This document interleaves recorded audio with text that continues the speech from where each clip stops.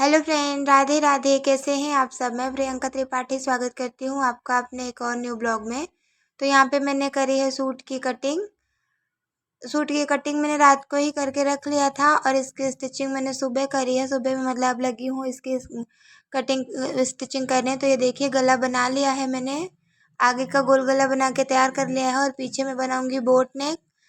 और उसके बाद फिर ये कुर्ती बना के मुझे तैयार करनी है आज ही। और सलवार की भी कटिंग मैंने करके रख ली है। तो ये सूट मेरे पास पहले ही आया था, मतलब तीज के पहले। तो मैंने रख दिया था, तो अभी तक ये बन नहीं पाया था, तो मैंने सोचा आज इसको बना के तैयार करूँगी। तो आगे का गला मैंने बना के तैयार कर लिया है और अब बनाना है मुझे इसमें पीछे का गला। तो पीछे में बनाऊंगी बोट नेक, आगे का ऐसे ही गोल राउंड नेक में बनाया था। तो यहाँ पे देखिए, बोट नेक कटिंग करके मैंने रख लिया था और अब मैं करूँगी इसकी स्टिचिंग और फिर गला बना के तैयार करूँगी। तो जब बुकरम पे गला बनाते हैं ना, बहुत ही फिनिशिंग से गला बन के तैयार होता है। तो मैं लगभग सूट का गला बुकरम पे ही बनाती हूँ। यहाँ पे स्लीव्स की कटिंग करके भी मैंने रख लिया था और आगे 2 इंच की लगभग पट्टी लगा के तब इसे मैंने बड़ा किया था, क्योंकि कपड़ा थोड़ा सा कम था। तो यहाँ पे स्लीव्स बना लिया था, आगे का गला बना लिया था। अब बना रही हूँ मैं पीछे का गला अपने सूट में। तो ये सूट बना के मैं आज ही तैयार करूँगी और आज ही इसे तुरपाई करके सूट सलवार दोनों बना के फिर मैं इसे दे दूँगी। क्योंकि जब किसी का कपड़ा मेरे पास रखा रहता है ना, तो मुझे ऐसे घुटन सी होती रहती है। इसलिए मैं सोचती हूँ कि जल्दी जल्दी जिनके कपड़े आए हैं उनका बना के तैयार करके दे दूँ। क्योंकि फिर घर में कपड़े पड़े रहते हैं ना, फैले रहते हैं इधर उधर, और फिर अपने कपड़े भी घर में खुद के होते हैं। तो थोड़ा सा ऐसे फैला रहता है तो अच्छा नहीं लगता, और फिर दिन भर उन्हें समेटते रहो। 4 काम तो यही हो जाते हैं, बढ़ जाते हैं कि इनके कपड़े सही करो, उनके कपड़े कौन से सिलने हैं, कौन से नहीं सिलने, कौन से तुरपाई करने हैं, किस में हुकाई लगानी है। तो बस इन्हीं सब में मतलब ज़्यादा टाइम निकल जाता है। तो इसीलिए मैं कोशिश में रहती हूँ कि अगर जिसके कपड़े आए हैं मेरे पास, अगर कपड़े पड़े हैं, तो मैं फटाफट उन्हें तैयार करके दे दूँ। और लगभग करती भी वैसा ही हूँ। ये देखिए, आपसे बातें करते करते बोट नेक बन के तैयार हो गया है। और अब मैं जॉइंट करूँगी शोल्डर, उसके बाद फिर स्लीव्स जोड़ के और फिटिंग लगा के फिर चाक फोल्ड करके ये कुर्ती तैयार हो जाएगी जल्दी से।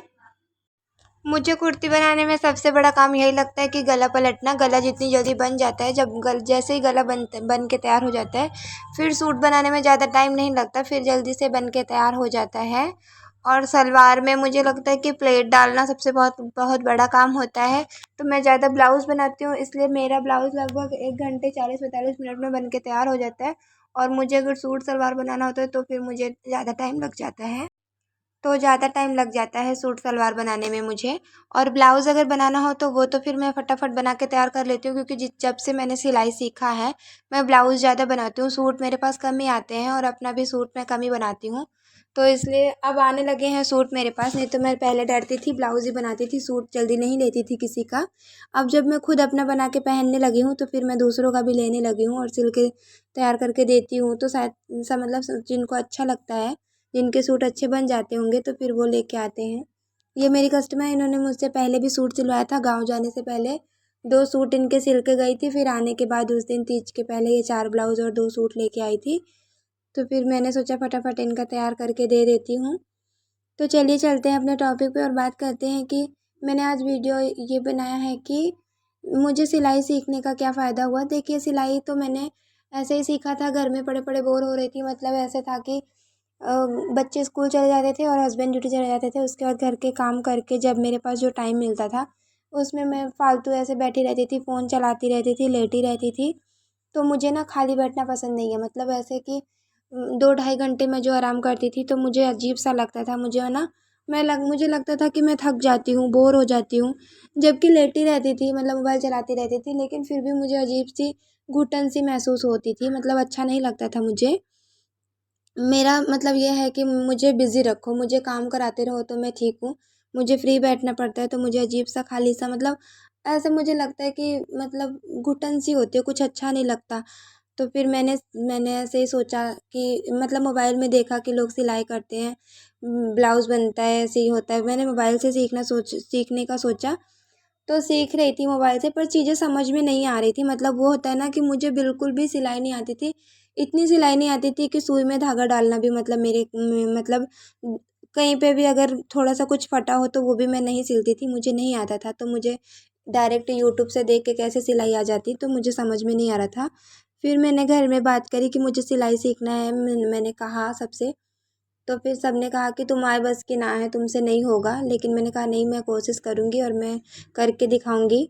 तो फिर मैंने सिलाई सीखा। तो सिलाई सीखने का मुझे ये फ़ायदा हुआ, सबसे पहला फ़ायदा कि मैं व्यस्त रहने लगी, मतलब खुद को मैंने बिज़ी रख कर लिया। जो मैं फालतू समय में सोती थी, मोबाइल चलाती थी, फालतू की टेंशन लेती थी, उन सब टेंशनों से मैं मुक्त हो गई। मुझे मतलब अब किसी बात की चिंता नहीं रहती। अब अगर कुछ मुझे परेशानी भी है, कुछ मेरे माइंड में चल भी रहा है या कुछ घर में भी परेशानी है, तो मैं ना अपने सिलाई में जब बिज़ी हो जाती हूँ तो मैं भूल जाती हूँ कि मेरे साथ क्या हुआ था या मुझे किसी ने क्या कहा था या मैं किस बात पे परेशान हूँ।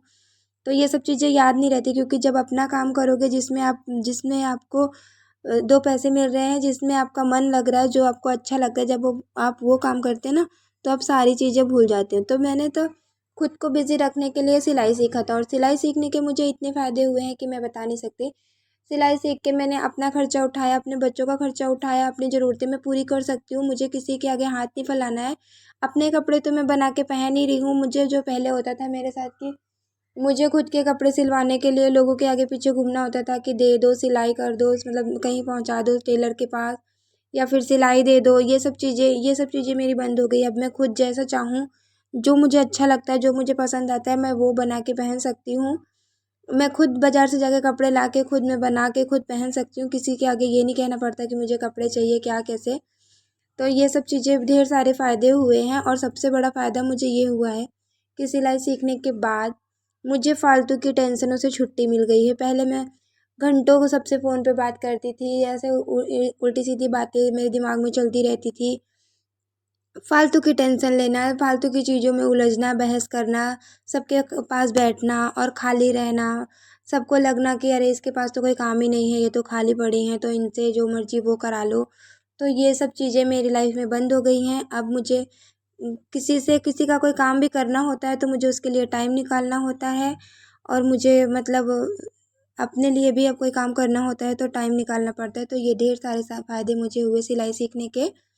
यहाँ पे देखिए, आपसे बातें करते करते लगभग बहुत जल्दी सूट बन के मेरा तैयार हो गया। बस मैं इसमें तुरपाई करके इसे पहुँचाना है, तो जितनी जल्दी हो सकेगा इसकी तुरपाई मैं आज ही करके और इसे शाम तक दे दूँगी, क्योंकि बहुत दिन तक किसी के कपड़े रखना मुझे अच्छा नहीं लगता।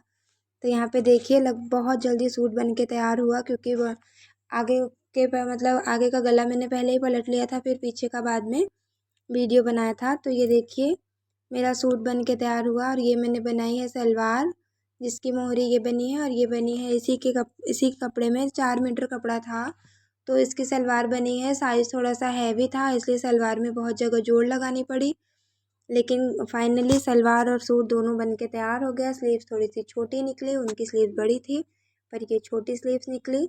तो अगर आप खुद को टेंशन फ्री रखना चाहते हैं ना, तो बिज़ी रहें, आप वो काम करें जो आपको अच्छा लगता है।